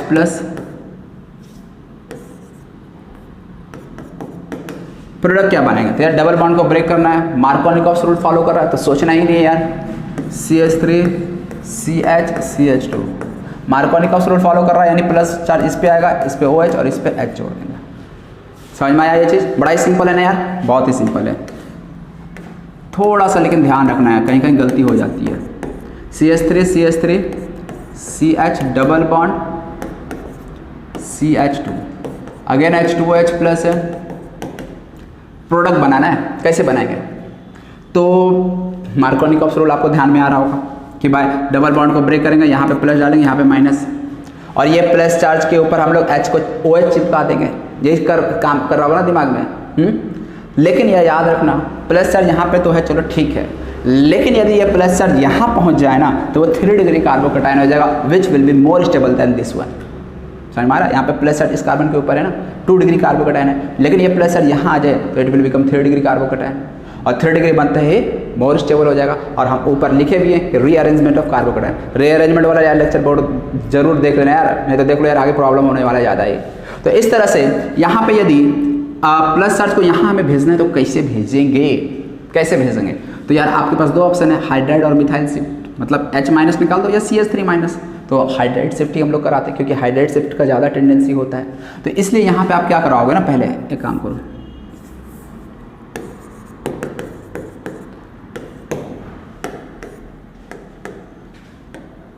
सबसे पहला स्टेप में तो CH3CH, यहाँ CH3, यहाँ CH डबल बॉन्ड CH2। तो डबल बॉन्ड को आप ब्रेक करोगे CH2, ब्रेक करके यहाँ पे प्लस आएगा और यहाँ पे माइनस आएगा। माइनस जैसे आएगा उसके ऊपर H+ लगा दो और ये प्लस को अभी एज इट इज रहने दो। अब यहाँ पे क्या करो, आप हाइड्राइड शिफ्ट कर दो। हाइड्राइड से जैसे ही H- यहाँ से निकालोगे H- तो यहाँ पे प्लस चार्ज आएगा 3 डिग्री कार्बन के ऊपर, और इस तरह से आपका ये H- कहाँ जाके ऐड हो जाएगा, तो इस प्लस के ऊपर ऐड हो जाएगा। तो it will become CH2 and CH3। Now you can finally eliminate H+ from the carbon adjacent to this plus charge. मतलब अब यहाँ पे तो प्लस चार्ज आ गया ना, अब इसके बगल वाले कार्बन से आप H+ निकाल लो और फिर क्या डबल बॉन्ड बना लो, फाइनल प्रोडक्ट आपको मिल जाएगा। तो कहाँ पे बनाया जाए डबल बॉन्ड, बताइए कहाँ पे बनाया जाए? तो ये प्लस चार्ज यहाँ पे ना, यहाँ से H+ निकालो, यहाँ पे डबल बॉन्ड बना लो। देखो अब बगल से H+ निकलेगा, H+ निकलेगा तो अरे सॉरी H+ नहीं निकालना है, क्या करना है OH में जोड़ना है ना। हमें तो यार हाइड्रेशन कराना है ना। तो H तो यहीं पे आके जुड़ गया था, H तो जुड़ गया, अपना काम हो गया H का। OH बस जुड़ना था, तो OH मोर स्टेबल कार्बन के ऊपर जाकर जुड़ता है। तो यहाँ पे जैसे प्लस चार्ज आया ना, तो CH3 C, यहाँ OH और यहाँ CH3 और फिर CH2 CH3। मतलब समझ रहे हो ना क्या हो रहा है कि मतलब यदि रीअरेंजमेंट पॉसिबल है, यदि कार्बोकैटायन अपने आप को मोर स्टेबलाइज बना सकता है बाय रीअरेंजमेंट, तो पहले हम मोर स्टेबल कार्बोकैटायन बनेंगे by rearrangement and then we will add OH- to that plus charge. समझ में आ रहा है ना? तो यार ये आ गया आपका एसिड कैटालाइज्ड हाइड्रेशन। तो यार ये सब चीज़ थोड़ा ध्यान रखना, अक्सर गलती हो जाता है, ठीक है ना। रीअरेंजमेंट कराना भूल जाते हैं, लेकिन याद रखिएगा रीअरेंजमेंट होता है मार्कोनिकॉफ रूल के अकॉर्डिंग ही प्रोडक्ट बनाना है, मतलब डबल बॉन्ड को तोड़ना है, मोर स्टेबल कार्बोकैटायन। फिर यदि वो कार्बोकैटायन का रीअरेंजमेंट हो रहा है तो रीअरेंजमेंट भी करवाएंगे, देन फाइनली OH- आपको ऐड करना है। क्लियर है? तो यार आपका ये कौन सा रिएक्शन था, एसिड कैटालाइज्ड हाइड्रेशन। तो नेक्स्ट मेथड हमारे पास जो है वो है OMDM, that is oxymercuration demercuration. Reagent आपको बताए थे यार, इसमें हम लोग रिएजेंट क्या लेते हैं, निकलिए। इसका जो रिएजेंट है OMDM का वो है, फर्स्ट स्टेप में हम लोग मर्क्यूरिक एसीटेट लेते हैं, that is HgOAc in THF क्या है यहाँ पे, सॉल्वेंट। ये फर्स्ट स्टेप पे लेते हैं। सेकंड स्टेप में क्या लेते हैं, NaBH4 और साथ में OH-। HgOAc का स्ट्रक्चर कैसा हो जाएगा, तो एसिड AC जो है ना, ये एसीटेट आयन होता है, CH3C डबल बॉन्ड, ये होता है एसीटेट आयन, ठीक है ना, CH3CO। इसका यदि स्ट्रक्चर देखें तो ये स्ट्रक्चर ऐसा कुछ हो जाएगा, यहाँ से भी OC डबल बॉन्ड OCH3, ये स्ट्रक्चर हो जाएगा इसका HgOAc का। तो इसका नाम हो जाता है मर्क्यूरिक एसीटेट, मर्क्यूरिक एसीटेट। देखो यार रिएजेंट याद रखना है बस आपको, मर्क्यूरिक एसिड THF सॉल्वेंट में। सेकंड स्टेप में हम लोग NaBH4 OH-। देखो यार इसका पूरा नाम क्या था, ऑक्सीमर्क्यूरेशन डीमर्क्यूरेशन। यानी ये जो फर्स्ट स्टेप है ये आपका ऑक्सीमर्क्यूरेशन स्टेप है, और ये जो स्टेप है ये आपका डीमर्क्यूरेशन स्टेप है। ऊपर वाला ऑक्सीमर्क्यूरेशन स्टेप है, सेकंड वाला डीमर्क्यूरेशन स्टेप। अब इसमें होता क्या यार एक्जैक्टली, इस चीज़ को देख लेते हैं। देखो मान लो आप कोई एल्कीन लेते, अच्छा पहले ही मैं यहाँ पे लिख देता हूँ, जैसे कि हम लोग एसिड कैटालाइज्ड हाइड्रेशन में क्या देखे थे, मार्कोनिकॉफ रूल या एंटी मार्कोनिकॉफ रूल, कौन सा रूल फॉलो करता है, तो दैट फॉलोज मार्कोनिकॉफ रूल। तो अगेन यहाँ पे भी आपका मार्कोनिकॉफ रूल फॉलो ही होता है, Markovnikov rule is follow, first point. Second, यहाँ पे नो रीअरेंजमेंट ऑफ कार्बोकैटायन, मतलब कार्बोकैटायन यहाँ पे आपका रीअरेंज नहीं होता, no rearrangement of carbocation. C+ का मतलब कार्बोकैटायन, तो कार्बोकैटायन का रीअरेंजमेंट यहाँ पे नहीं होता है। ये दो चीज अब हम लोग समझते हैं यार एक्चुअली में रिएक्शन किस तरह से हो रहा है। तो देखो मान लो RCH डबल बॉन्ड CH2 ऐसा है कोई रिएक्टेंट, कोई सबस्ट्रेट है, इसका हम लोग पहले स्टेप में HgOAc होल ट्वाइस रिएक्ट करवाते हैं साथ में THF। पहले स्टेप में क्या हो रहा है, ऑक्सीमर्क्यूरेशन। ऑक्सीमर्क्यूरेशन का मतलब मर्क्यूरिक एसीटेट का इस डबल बॉन्ड पे एडिशन होता है। देखो यार एडिशन किस तरह से होता है, यहाँ से HgOAc मतलब HgOAc होल ट्वाइस जो है ना, इसमें HgOAc ये आपका बना देता है, देखो यार ये क्या बना देता है, यहां से बॉन्ड को ब्रेक करेंगे O पे माइनस, यहां से बॉन्ड को ब्रेक करेंगे इस पे प्लस और इस पे माइनस, और ये जो दिखना ना H, इसको हम लोग OAc कह सकते हैं, ये पार्ट को AC कहते हैं ना, एसीटेट आयन। तो इस तरह से इसको हम लोग HgOAc और इसके ऊपर प्लस चार्ज, समझ में आ रहा है। और यहाँ पे क्या हो रहा है, HgOAc होल ट्वाइस THF, इसमें से OH इस कार्बन पे आपका ऐड हो जाता है और HgOAc जो इस कार्बन पे ऐड हो जाता है। ये स्टेप जो है ये आपका ऑक्सीमर्क्यूरेशन स्टेप है, जो कि फर्स्ट स्टेप होता है। और सेकंड स्टेप में हम लोग जब NaBH4OH माइनस लेते हैं तो आपका यहाँ से HgOAc निकल जाता है और इसके जगह पे आपका आ जाता है क्या, RCHOH और यहाँ पे आ जाएगा आपका H। ये डीमर्क्यूरेशन मतलब पहले मर्क्यूरिक एसिटेट ग्रुप ऐड हो रहा है, इसके बाद नेक्स्ट स्टेप में यही मर्क्यूरिक एसिटेट ग्रुप रिमूव हो रहा है, मतलब डीमर्क्यूरेशन हो रहा है। तो इसीलिए इसका नाम ऑक्सीमर्क्यूरेशन, डीमर्क्यूरेशन। ऑक्सीमर्क्यूरेशन में क्या रिएक्शन यूज कर रहे हैं, मर्क्यूरिक एसिटेट THF में, और डीमर्क्यूरेशन के लिए क्या यूज कर रहे हैं, NaBH4OH माइनस। तो इस तरह से आपका फाइनल प्रोडक्ट बन रहा है, और जो फाइनल प्रोडक्ट बन रहा है उसको यदि ध्यान से ऑब्जर्व करोगे तो अगेन H2O का ही एडिशन हुआ, एक कार्बन पे आपका OH आके ऐड हो रहा है, दूसरे कार्बन पे H आके ऐड हो रहा है। OH जो है OH माइनस कहाँ ऐड हो रहा है, मोर स्टेबल कार्बन के ऊपर ना, इसलिए इसको बोला जाता है Markovnikov rule is followed here in this case. समझ में आ रहा है किस तरह से यार तो इसमें आपको यही दो पॉइंट को याद रखना है कि मार्कोनिकॉफ रूल फॉलो होता है, और यदि कार्बोकेटायन मान लो रीअरेंज होकर मोर स्टेबल कार्बोकेटायन बना भी सकता है तो आपको मोर स्टेबल कार्बोकेटायन बनाने की जरूरत नहीं है, ठीक है ना। जहां पे प्लस चार्ज है वहीं पे आपको OH जोड़ना होगा और दूसरे कार्बन पे आपको H जोड़ देना है, ठीक है। तो ये हो गया यार OMDM ऑक्सीमर्क्यूरेशन, डीमर्क्यूरेशन। थर्ड जो रिएक्शन है, थर्ड रिएक्शन जो है वो हाइड्रोबोरेशन और ऑक्सीडेशन। अगेन ये भी यार हाइड्रेशन का ही प्रोसेस है, मतलब इसमें भी आपको H2O को ऐड करना है H प्लस और OH माइनस के फॉर्म में। होता क्या है इसको समझ लो जरा, RCH, अच्छा रिएजेंट पहले देख लो यार, इसमें रिएजेंट क्या यूज करते हैं। अगेन ये भी दो स्टेप में होता है, hydroboration, hydroboration that is B2H6THF, first step में रिएजेंट यूज होता है, या फिर B2H6 को BH3THF भी आपको लिखा हुआ मिल सकता है, दोनों का मतलब यार सेम होता है, डिफरेंट नहीं है। और सेकंड स्टेप में H2O2OH माइनस यूज किया जाता है। अब यार यहाँ प्रोडक्ट मतलब किस तरह से बन रहा है इस चीज को थोड़ा समझ लेते हैं। मान लो RCH double bond CH2, first step में हाइड्रोबोरेशन होगा B2H6THF, ठीक है ना, THF टेट्राहाइड्रोफ्यूरॉन जो कि एक सॉल्वेंट होता है। देखो यार पहले हाइड्रोबोरेशन हो रहा है, फिर सेकंड स्टेप में आपका ऑक्सीडेशन होगा। तो हाइड्रोबोरेशन में क्या होता है ना, अब देखो ये कैसे हो रहा है नहीं हो रहा है ज़्यादा दिमाग मत लगाना, तुम लोग फिलहाल केवल ये चीज़ समझ लो, आपका काम हो जाएगा। इसका मैकेनिज्म उतना ज़्यादा इंपॉर्टेंट नहीं है। अब नेक्स्ट स्टेप में क्या होने वाला है, तो नेक्स्ट स्टेप में क्या होता है, यहाँ पे आप डीमर्क्यूरेशन सॉरी ऑक्सीडेशन होता है, और ऑक्सीडेशन किसके प्रेजेंस में हो रहा है, H2O2 के। H2O2 एक बहुत ही अच्छा ऑक्सीडाइजिंग एजेंट होता है। तो H2O2 क्या करता है ना, ये जो RCH2CH2 दिख रहा है,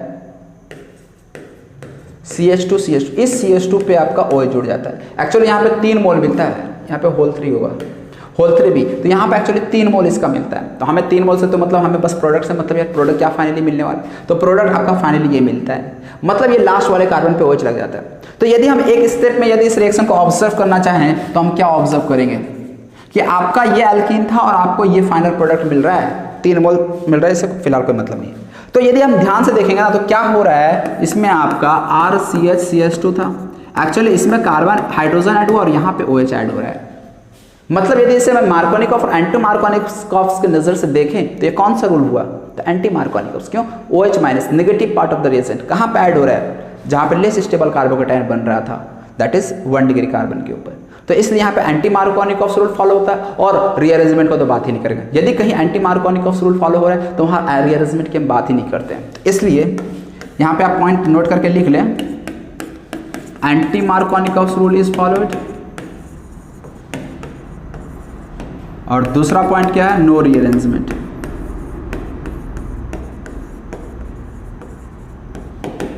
समझ में आया? तो यार ये 3 मेथड हम लोग देखें, तीनों के तीनों हाइड्रेशन ही के मेथड थे। पहला था एसिड कैटालाइज हाइड्रेशन, सेकंड था ऑक्सीमर्क्यूरेशन डीमर्क्यूरेशन, और थर्ड स्टेप है आपका हाइड्रोबोरेशन। रिएजेंट याद रखिएगा, और ज़्यादा इंपॉर्टेंट है यार, कौन मार्कोनिकॉफ रूल फॉलो कर रहा है, कौन Markovnikov rule follow, anti Markovnikov rule follow. तो पहला जो 2 था वो आपका मार्कोनिकॉफ रूल फॉलो करता है, ये थर्ड जो हाइड्रोबोरेशन ऑक्सीडेशन या एंटी मार्कोनिकॉफ रूल फॉलो करता है। और एसिड कैटालाइज में आपका रीअरेंजमेंट होता है, लेकिन ऑक्सीमर्क्यूरेशन डीएम, ओएमडीएम और एचबीओ इसमें रीअरेंजमेंट नहीं होता है। ठीक है, तो यही बात को आपको ध्यान में रखना है, बाकी और इसमें कुछ वैसा डिफिकल्ट चीज़ नहीं है। ठीक है, इतना समझ में आ रहा है? तो चलो यार इस पे एक क्वेश्चन कर लेते हैं, जिससे कि हमारा जो कॉन्सेप्ट है वो आपका क्लियर हो जाए। चलिए यहाँ पे एक क्वेश्चन मैंने लिखा है, आपको क्या करना है यार, वीडियो को पॉज करने के बाद पहले खुद से क्वेश्चन को सॉल्व करने की कोशिश करना है। ठीक है ना, पहले खुद से ट्राई करो, उसके बाद आप लोग सॉल्यूशन पे आना। चलिए मैं देखो यहाँ पे इस क्वेश्चन को सॉल्व कर देता हूँ। पहला H+H2O, मतलब कि यार ये क्या है, एसिड कैटालाइज हाइड्रेशन, ACH है। तो एसिड कैटालाइज हाइड्रेशन में क्या होता है यार, देखो यार मैं इसको अलग से यहाँ पे बता देता हूँ। ठीक है ना, रिएक्टेंट को मैं यहाँ पे लिख लेता हूँ, CH3 CH CH3 CH double bond CH2, यही है ना। इसमें H+H2O का एडिशन करना है। चलो देखना यहाँ पे प्रोडक्ट किस तरह से बनाएंगे। सबसे पहले यार बॉन्ड को ब्रेक करेंगे, ब्रेक करके एक जगह प्लस आएगा, एक जगह माइनस आएगा, प्लस माइनस, माइनस की जगह पे क्या ऐड कर देते हैं, क्या ऐड कर देते हैं बताते चलो, CH3 CH CH3 CH CH2, यही था ना। माइनस पे H+ ऐड कर देते हैं, और प्लस पे कुछ नहीं, प्लस पे ऐड होना क्या चाहिए था OH, लेकिन अभी नहीं। एसिड कैटालाइज हाइड्रेशन है ना, हमें चेक करना होगा क्या यहाँ रीअरेंजमेंट पॉसिबल है इस कार्बोकैटायन का। तो देखते हैं यार, ये कार्बोकैटायन 2 डिग्री है ना, एक इधर 2 ही कार्बन से जुड़ा 2 डिग्री, लेकिन ये प्लस चार्ज यदि इस कार्बन के ऊपर आ जाए तो ये 3 डिग्री बन जाएगा। और ये कैसे पॉसिबल है, बिल्कुल यार पॉसिबल है। कैसे पॉसिबल है, हाइड्राइड शिफ्ट कराकर। तो हाइड्राइड यदि शिफ्ट हम करा देते हैं यहाँ से, H- को निकालकर इस कार्बन के ऊपर भेज देते हैं, H- यहाँ पे जाके जुड़ गया तो ये CH2 हो जाएगा, और यहाँ पे आपका प्लस चार्ज बन जाएगा। तो इस तरह से यहाँ पे आपका CH3 CH3, यहाँ पे प्लस चार्ज आ जाएगा, और ये आपका CH2, और यहाँ पे आपका CH3 बना हुआ है। और इसी प्लस चार्ज पे क्या ऐड हो जाएगा, आपका क्या आकर ऐड हो जाएगा, OH आकर ऐड हो जाएगा।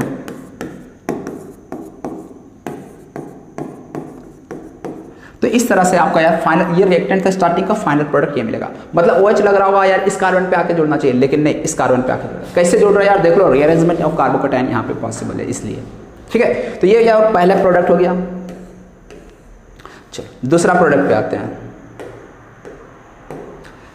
ये कौन सा स्टेप है, कौन सा प्रोसेस है ये, ऑक्सीमर्क्यूरेशन डीमर्क्यूरेशन, OMDM है। OMDM में क्या होता है, मार्कोनिकॉफ रूल होता है, नो रीअरेंजमेंट, मतलब बॉन्ड को ब्रेक करना है।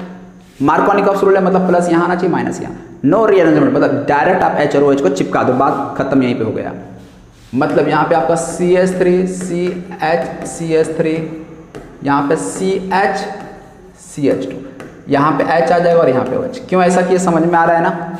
कोई रीअरेंजमेंट नहीं, डायरेक्ट डबल बॉन्ड को ब्रेक करो, प्लस चार्ज बस मोर स्टेबल कार्बन के ऊपर आना चाहिए। बॉन्ड को ब्रेक किया, प्लस चार्ज यहाँ 2 डिग्री कार्बोकैटायन है ना, बनाए, OH जोड़ दी, काम खत्म। थर्ड स्टेप में आ जाओ। थर्ड स्टेप क्या है, हाइड्रोबोरेशन ऑक्सीडेशन।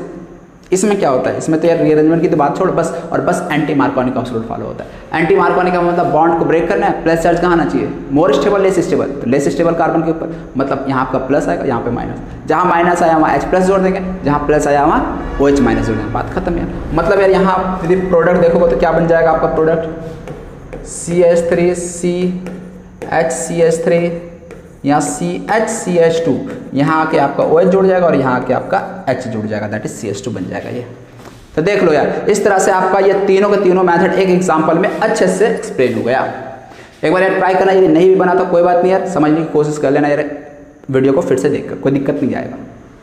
ठीक है, तो इस तरह से यार हाइड्रेशन ऑफ एल्कीन, जो कि बहुत ही इंपॉर्टेंट टॉपिक है, ये रिएक्शन आपको फिर से हम लोग अल्कोहल जब जाएंगे तो वहाँ पे हम लोग फिर से पढ़ने वाले हैं। और अल्कोहल में हम लोग मेथड्स ऑफ प्रिपरेशन में पढ़ेंगे। क्यों, क्योंकि हम लोग यहाँ देख सकते हैं कि एल्कीन से ये अल्कोहल बना कर दे रहा है, मतलब अल्कोहल हमारा यहाँ प्रिपेयर हो रहा है, मतलब हम अल्कोहल में प्रिपरेशन मेथड में ये रिएक्शन फिर से पढ़ने वाले हैं। तो यहाँ ऑलरेडी आप अच्छे से पढ़ चुके हैं ना, तो वहाँ मैं ज़्यादा डिटेल में बताऊँगा भी नहीं, क्योंकि ऑलरेडी हम लोग पढ़ चुके हैं यहाँ पे। तो इसलिए आप ये रिएक्शन को 2 बार 3 बार अच्छे से रिवाइज कर लेना। ठीक है, तो अब हम लोग नेक्स्ट रिएक्शन के पे चलते हैं, आप लोग ये नोट कर लो। तो अब हम लोग नेक्स्ट रिएक्शन पे चलते हैं, और जो नेक्स्ट रिएक्शन है वो है एडिशन ऑफ X2, ठीक है ना। नेक्स्ट रिएक्शन क्या है, एडिशन ऑफ X2, जिसे हम लोग कह सकते हैं हैलोजिनेशन रिएक्शन, ठीक है ना, एडिशन ऑफ X2। इसमें X जो है ना, मतलब F2 और Cl2 का एडिशन नहीं करते, sorry F2 and I2 is not added in alkene due to F2 तो यार हाई रिएक्टिविटी हो गया और I2 क्या हो गया, due to very low reactivity, इसलिए ये रिएक्शन एल्कीन के ऊपर नहीं देता है। F2 and I2 is not added to alkene, तो यार नोट करके ये लिख सकते हो, ठीक है ना। F2 और I2 को ऐड नहीं किया जाता एल्कीन में। अब यहाँ पे देखें addition of X2, RCH double bond CH2, एक रिएक्शन से समझते हैं हम लोग। मान लो Br2CCl4, ये इससे पहले भी बताए थे तुम लोगों को, ठीक है ना। Br2CCl4 कलर क्या होता है इसका, रेड ऑरेंज कलर होता है, ठीक है ना, रेड ऑरेंज कलर। हो सकता है यार यहाँ पे Br2 के साथ आपको सॉल्वेंट ना दिया हो, तो भी आप क्या करोगे, Br2 में क्या करोगे, दोनों एल्कीन के दोनों कार्बन पे आपको Br और Br जोड़ देना है, दोनों के दोनों हाइड्रोजन आपको ऐड कर देना है। यहाँ पे सॉल्वेंट को वाटर नहीं होना चाहिए, यदि वाटर हुआ तो फिर वो दूसरा रिएक्शन होगा, जिसके बारे में अभी हम लोग नेक्स्ट वही देखने वाले हैं। तो इसलिए यहाँ वाटर नहीं होना चाहिए, CCl4 या कोई अदर नॉन पोलर सॉल्वेंट हो सकता है। तो फिलहाल आपको जनरली यही दिखेगा सब जगह, 99.99% केस में यही CCl4 ही दिखेगा। यहाँ पे देखो यार रिएक्शन किस तरह से होता है, इस चीज़ को समझना है। Br2 देखो यार, मैं मैकेनिज्म की तो यहाँ पे बात नहीं करूँगा, ठीक है ना। मैकेनिज्म वाला जितना भी पार्ट है वो सब के सब हम लोग अलग से एक लेक्चर में डील करने वाले। आपको बस और बस अभी रिएक्टेंट से प्रोडक्ट कैसे बनाते हैं, क्वेश्चंस किस तरह से पूछे जाते हैं, क्वेश्चंस में आपको प्रोडक्ट क्या बनाना, ये सब चीज़ आपको बस यहाँ पे आपको समझना फिलहाल, ठीक है ना। तो यहाँ पे Br2 को एक Br को प्लस में तोड़ना है और दूसरे Br को माइनस में तोड़ना है, एक Br को प्लस और एक Br को माइनस, और इसमें इसको ब्रेक करेंगे और एक जगह प्लस और एक जगह माइनस बनाना है। अब प्लस चार्ज कहाँ आना चाहिए, माइनस चार्ज कहाँ आना चाहिए, तो यार बड़ा सिंपल है। यहाँ पे तो Br2 तो कहीं भी प्लस माइनस डाल दोगे तो काम चल जाएगा, लेकिन याद रखिएगा प्लस चार्ज आप मोर स्टेबल कार्बन के ऊपर बनाइए, मतलब मार्कोनिकॉफ्स रूल। प्लस चार्ज कहाँ बनाना है, मोर स्टेबल कार्बन के ऊपर। तो देखो एक्चुअली इसका जो मैकेनिज्म हम देखेंगे ना, तो एक्चुअली एक साइक्लिक स्ट्रक्चर बनता है इंटरमीडिएट में, फिर जाके ये आपको फाइनल प्रोडक्ट देता है, बट उतना आपको याद रखने की जरूरत नहीं है। फिलहाल आप डायरेक्ट जो मैं बता रहा हूँ उतना से आपको काम हो जाएगा। करना क्या है, RCHCH2, Br2 में क्या होगा, एक Br प्लस एक Br माइनस, यहाँ पे आपको क्या बनाना होगा, प्लस, और यहाँ पे क्या बनाना होगा, माइनस। क्या करेंगे, यहाँ पे प्लस पे Br माइनस को जोड़ देंगे, माइनस पे Br प्लस को जोड़ देंगे। अब दोनों के दोनों Br है तो कोई फर्क नहीं पड़ता है, कहीं भी कोई भी Br को जोड़ो, प्लस माइनस कोई मतलब नहीं है। चलो, तो ये फाइनल प्रोडक्ट बन गया। यहाँ पे ध्यान जो रखना है ना आपको, वो ये कि जो एडिशन होता है, this addition of Br2 is anti addition. Anti addition का मतलब क्या है, एंटी एडिशन का मतलब यदि एक Br, शायद ये वाला आप लोगों को भी थोड़ी देर पहले भी बताए थे, ठीक है ना। यहाँ पे एक Br जो है ना, यदि ऊपर से आ रहा है तो दूसरा Br पीछे से आएगा। मान लो यार ये आपका एल्कीन था, एल्कीन प्लानर स्ट्रक्चर होता है, एक Br इधर से आ रहा है तो दूसरा Br अपोजिट साइड जाता है, और इसी को हम लोग यहाँ पे ऐसे भी रिप्रेजेंट करते हैं प्रोडक्ट को,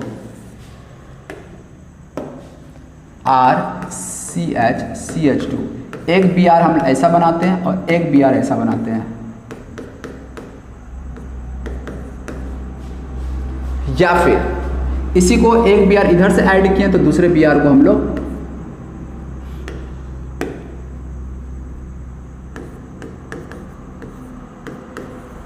मतलब दोनों Br जो है ना अपोजिट साइड से आकर ऐड होता है, ठीक है। एक फ्रंट से तो दूसरा बैक से आकर ऐड होता है। इसी चीज़ को हम यहाँ पे वेज और डैश से रिप्रेजेंट किया। वेज और डैश का मतलब क्या होता है, मैं शॉर्ट में बता दे रहा हूँ। जो ये वाला फॉर्म है हमारा, ये वेज फॉर्म है। वेज का मतलब होता है ये आउट ऑफ द प्लेन आ रहा है। आउट ऑफ द प्लेन का मतलब क्या है, आउट ऑफ द प्लेन। और दूसरा जो फॉर्म आपको दिख रहा है ये वाला, ये डैश फॉर्म कहलाता है, और इसका मतलब होता है into the plane. Out of the plane और इनटू द प्लेन मतलब क्या है, ये जो वेज है ना, इसका मतलब ये ऐसे आ रहा है, बाहर की ओर निकल रहा है, मतलब आपकी ओर आ रहा है। और ये जो डैश वाला दिख रहा है ना, इसका मतलब ये बाहर की ओर जा रहा है, मतलब ये बैक हो गया और ये फ्रंट हो गया। यानी जो देखने वाला व्यूअर, ये टुवर्ड्स द व्यूअर होता है, ये अवे फ्रॉम द व्यूअर होता है। व्यूअर का मतलब जो देख रहा है इस स्ट्रक्चर को। तो यदि ये बॉन्ड है इसका मतलब ये आपकी ओर आ रहा है और ये बॉन्ड आपसे दूर जा रहा है, ये मतलब होता है वेज और डैश। तो लिख दिया हूँ ये out of the plane, out of the plane का मतलब तुम्हारी तरफ, ये into the plane, into the plane का मतलब अंदर की ओर जा रहा है, तुमसे दूर जा रहा है। तो डैश का मतलब तुमसे दूर और ये तुम्हारी ओर, ये मतलब है, मतलब टुवर्ड्स द व्यूअर। ये क्या होता है? Towards the viewer. और ये क्या होता है? Away from the viewer.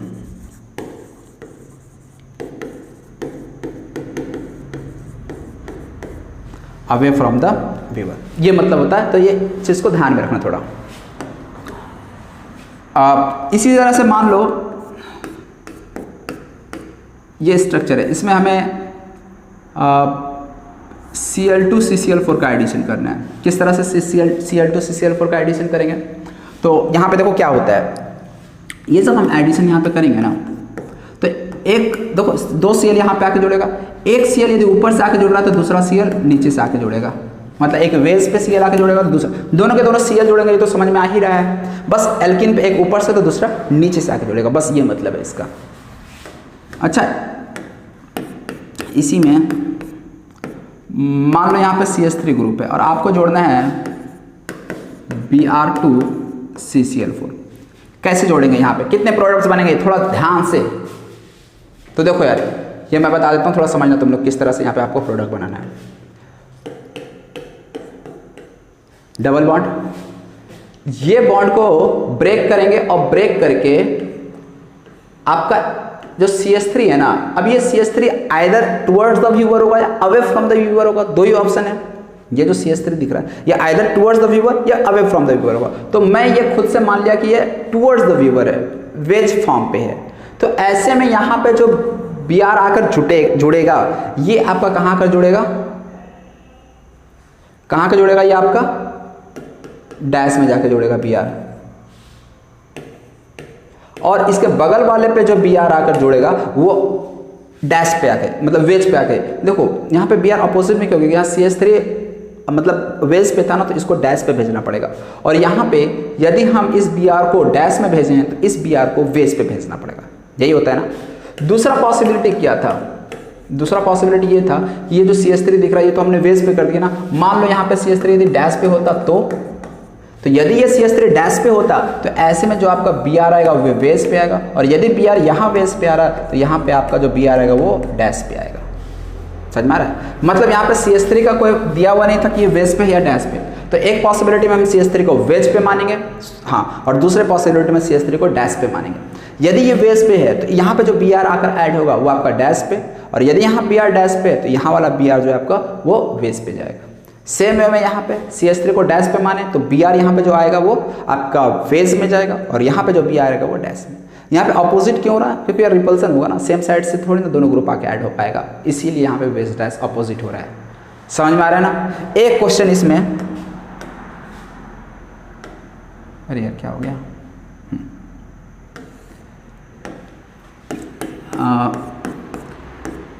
यहाँ पे CH3 सवाल बस और बस इतना सा है, इसमें कहाँ पे I और कहाँ पे Cl जाके जुड़ेगा, ठीक है ना। वेज डैश का मैं सवाल नहीं पूछ रहा हूँ कि कौन वेज पे और कौन डैश पे जाकर जुड़ेगा, ये मेरा सवाल नहीं है।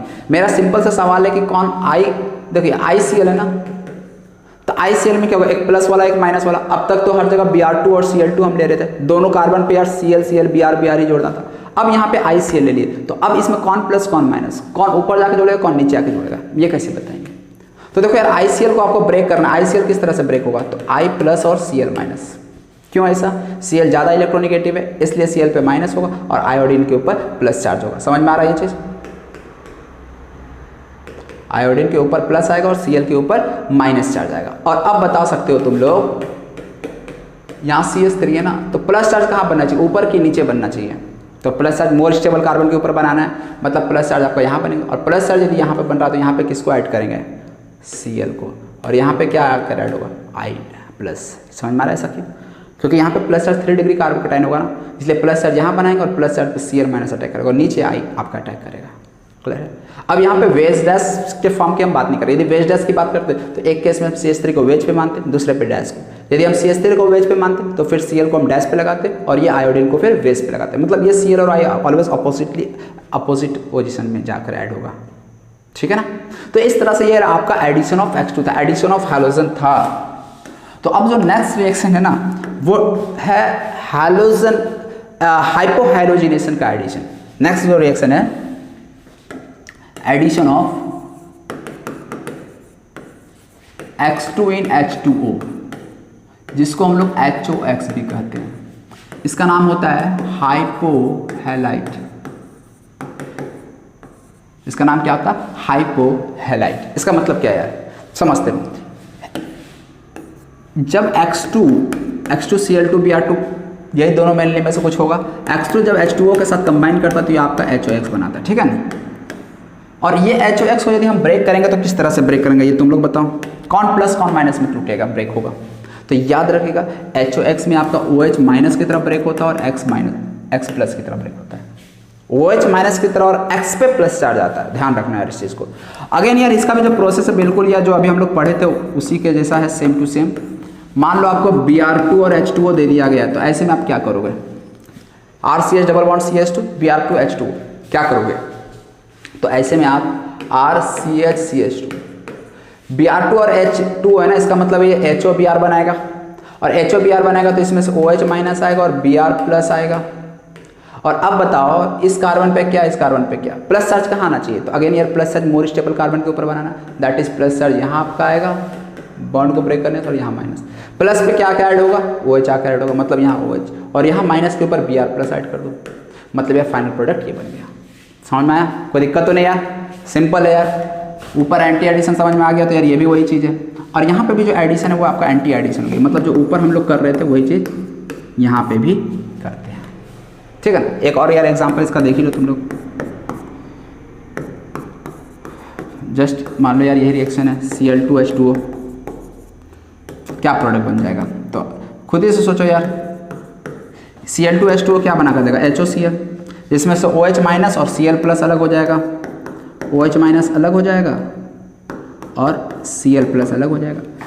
प्लस चार्ज कहाँ आएगा, ऊपर या नीचे? तो यार यहाँ पे आएगा प्लस चार्ज, 3 डिग्री कार्बोकेटाइन, और प्लस पे क्या आकर ऐड हो जाएगा? OH, और यहाँ पे क्या आकर ऐड हो जाएगा? C। तो इस तरह से यह हाइपोहैलोजिनेशन रिएक्शन कहलाता है, ठीक है ना, क्योंकि HOX का एडिशन हो रहा है ना, इसलिए इसको हम लोग क्या बोल रहे हैं? हाइपोहैलोजिनेशन रिएक्शन।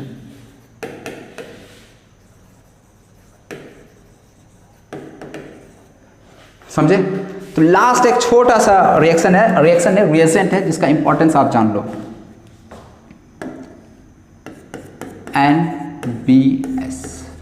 NBS। क्या होता है NBS? बस यार एक तो इंपॉर्टेंट रिएजेंट है जिसका फंक्शन आपको बहुत बार आगे दिखेगा। इसका नाम होता है, N पे ब्रोमीन लगाया ना, इसलिए इसको N ब्रोमोसक्सिनामाइड कहा जाता है, सक्सिनामाइड। इसी को शॉर्ट में हम लोग कहते हैं NBS। N stands for night, N bromosuccinimide, ठीक है ना। इसका काम क्या होता है यार, ये ज़्यादा इंपॉर्टेंट है। ये जो NBS दिख रहा है ना, इसका काम होता है it adds bromine to allylic position. Allylic का मतलब समझते हो ना, डबल बॉन्डेड कार्बन के से जो लगा कार्बन होता है, डबली बॉन्डेड कार्बन से जो लगा कार्बन है उसको हम लोग अलाइलिक कार्बन कहते हैं। जैसे एग्जांपल के लिए RCH double bond CH CH3, यदि हम NBS यूज़ किए हुए हैं तो यहाँ पे आपका प्रोडक्ट क्या बना देगा? तो ये आपका डबल बॉन्डेड कार्बन है ना दोनों, तो ऐसे में क्या होगा? ये आपका अलाइलिक कार्बन हो गया, अलाइलिक कार्बन। तो यहाँ पे H को हटाएगा और ब्रोमीन को यहाँ पे सब्स्टिट्यूट कर देता है, मतलब ब्रोमीन आपका ऐड हो जाएगा यहाँ पे, मतलब RCH ये डबल बॉन्ड को एज इट इज रहने देता है, डबल बॉन्ड को ये टच नहीं करेगा। अलाइलिक कार्बन पे एक हाइड्रोजन को रिप्लेस कर देता है, सब्स्टिट्यूट कर देता है ब्रोमीन के द्वारा। यही है NBS का फंक्शन। जैसे देख लो यार, मान लो यार ये है आपका NBS, इसमें यूज़ कर रहे हो, क्या बन जाएगा प्रोडक्ट? तो NBS ब्रोमीन ऐड कर दे कहाँ? अलाइलिक पोजीशन, अलाइलिक ये भी और ये भी है, डबल बॉन्ड के रेस्पेक्ट में ये अलाइलिक, ये अलाइलिक, तो यहाँ या यहाँ कहीं भी एक जगह ऐड कर दो। लेकिन मान लो इसी क्वेश्चन में यदि ऐसा होता, ऐसा NBS, अब कहाँ पे ब्रोमीन ऐड करोगे? कहाँ पे ऐड करोगे? तो देखो NBS नाइट्रोब्रोमोसक्सिनामाइड, एन ब्रोमोसक्सिनामाइड आपका आइदर यहाँ पे एल्किन को ऐड करेगा या यहाँ पे एल्किन को ऐड करेगा। यही दोनों एलाइलिक पोजीशन है ना, डबली बॉन्डेड कार्बन के रेस्पेक्ट में जो बगल वाला कार्बन है वो एलाइलिक कार्बन होता है। तो ये दोनों के दोनों एलाइलिक कार्बन है। कहाँ पे ब्रोमीन को ऐड करोगे? तो जहाँ पे मोर स्टेबल फ्री रेडिकल बनता है। एक्चुअली ये रिएक्शन जो फ्री रेडिकल रिएक्शंस होता है, ठीक है ना। तो मोर स्टेबल फ्री रेडिकल यदि कहीं बन रहा है ना, वहीं पे ऐड होगा ब्रोमीन आकर। तो यहाँ पे यदि फ्री रेडिकल आएगा तो 3 डिग्री, यहाँ पे आएगा तो 2 डिग्री। तो इसीलिए आपका यहाँ पे आके ब्रोमीन ऐड होता है। तो ये रिएक्शन के ऊपर आप लोग लिख लेना कि दिस फॉलोस व्हाट, यहाँ पे CH3 ग्रुप था, फ्री रेडिकल मैकेनिज्म, ठीक है ना। इसमें फ्री रेडिकल का फॉर्मेशन होता है और जो मेजर प्रोडक्ट होता है वो मोर स्टेबल फ्री रेडिकल पे जाके ब्रोमीन ऐड होता है। तो इस तरह से यार अब यहाँ पे जाके अपना एल्कीन्स पार्ट भी कंप्लीट हो गया, मतलब एल्कीन्स के सारे केमिकल प्रॉपर्टीज खत्म।